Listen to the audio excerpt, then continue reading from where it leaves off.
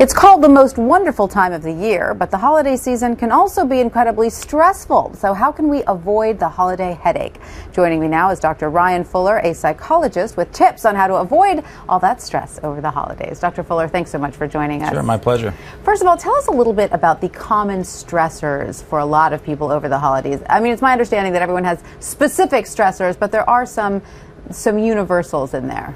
Sure. For most of us, just being with family, although it can be the most wonderful and meaningful experience, it's also something that's very stressful. Most of us don't realize that family members are in fact the most common trigger for anger. Right, and then of course if you happen to be trying to lose weight, there's all the food, right, which can be a stressor as well. Yeah, regardless of the holiday, food is everywhere. It's pretty ubiquitous, and if you're trying to diet or something like that, it certainly can be really stressful. What about alcohol? Let's say you have to be careful with alcohol and you're suddenly exposed to everyone's drinking.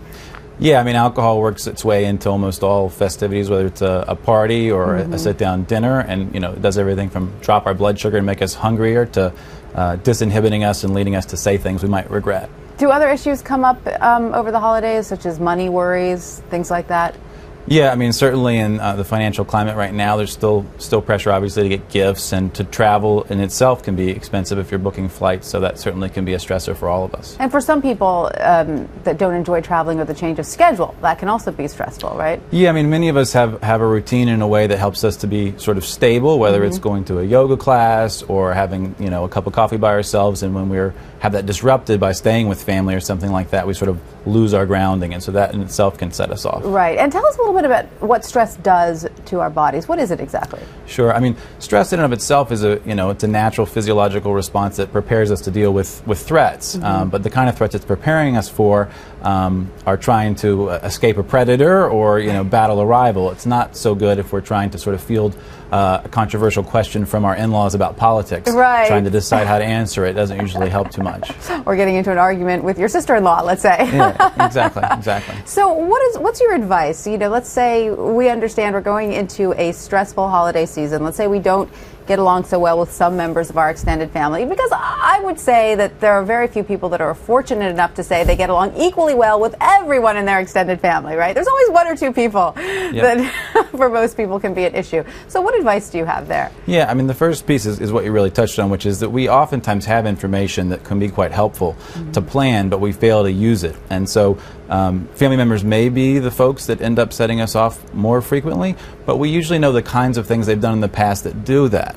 What we want to do is make sure that we sort of predict for those things, plan for them, and then prepare accordingly. Right. Right. So, I mean, if you think about stress, oftentimes it's because our expectations aren't met and we're sort of shocked or surprised. Right. And I hear clients a lot sort of say, I can't believe he did that again.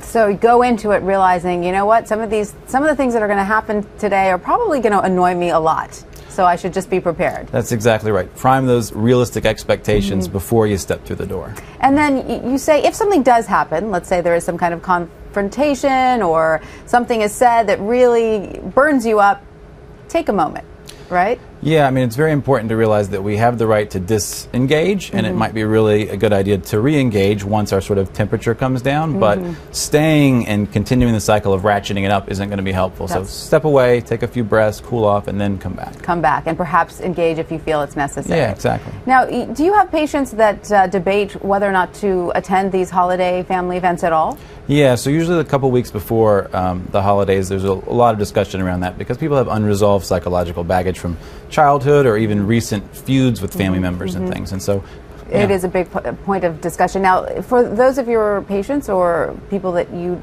talk to who decide not to attend, doesn't that also have its own set of stressors? For instance, loneliness on the actual day of the holiday? Sure. We want people to be very proactive and to take control. So if they've made that decision, we want to make sure that it's their decision. And then if they do, we want them to make sure that they're scheduling things.